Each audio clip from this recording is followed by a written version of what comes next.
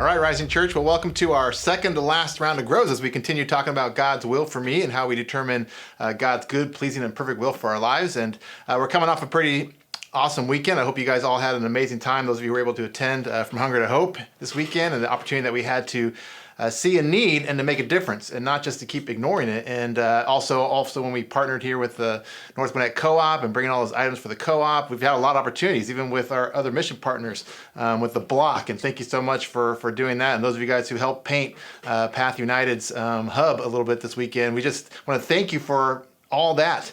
And I want to kind of lean into that this week, because I want us to lean into some passages where it talks about giving, and it talks about serving, it talks about seeing needs and doing something about it, not just kind of looking the other direction. And I want to read you a passage. You're going to unpack this one a little bit more in your grove, but 1 Timothy chapter 6, verse 17, he says, "Command those who are rich in this present world."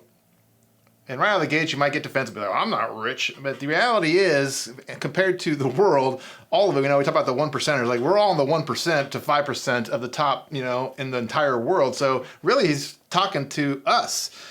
Command those who are rich in this present world not to be arrogant, nor to put their hope in wealth, which is so uncertain, but to put their hope in God, who richly provides us with everything for our enjoyment. I love that. That's another kind of Ecclesiastes passage, right?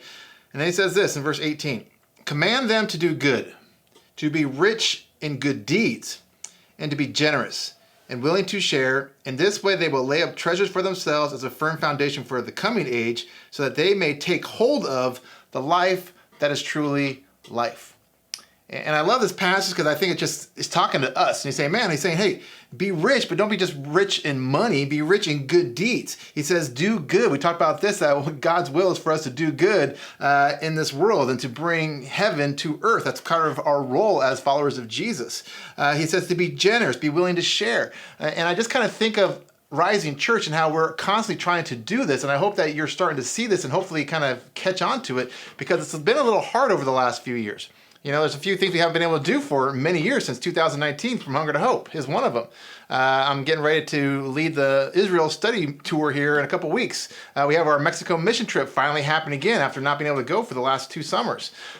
This summer, we're also getting ready to go off with amigos down to Nicaragua. And we're starting to have these opportunities to serve and to put others' needs ahead of our own and to make a difference in this world. And I just want us to keep constantly reminding ourselves that that is God's will for us.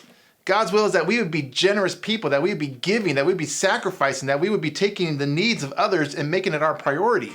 That's kind of what he desires for us. That's his will. That's his best life or best offer for our best life. And I kind of like what he says here right there in chapter or verse 19, that they may take hold of the life that is truly life.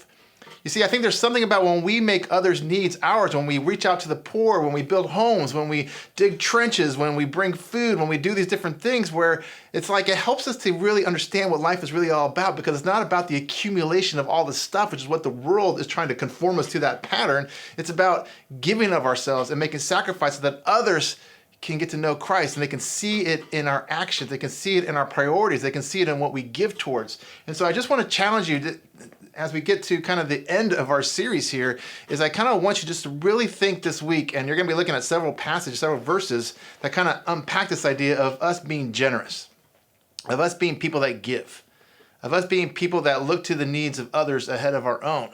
And I just want us to think, what are we doing to do that? And how do we keep doing? How do we keep doing that? Maybe for some of us, that means, volunteering with Path United. Maybe some of that means getting more involved with the bridge. Maybe some of that means going to Nicaragua this summer on the mission trip and getting to be exposed to Amigos for Christ on the ground and not just in theory.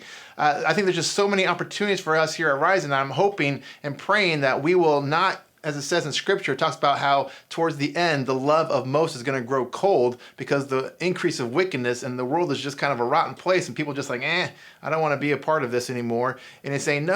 I'm hoping our church, Rising Church, will be a place where we continually pursue putting the interests of others ahead of our own and making sacrifice, whether that means giving or time or energy or resources, that we would make the issues of others our issue. And I think we saw that this weekend. Hopefully you've seen that in the past. If you experienced that in the past, you're going to share about it. Because when we do that, I think we really experience true life. not just life to come like in the future in heaven, but we get to bring heaven to earth and we get to be a part of that. And when we do, we live full and abundant lives.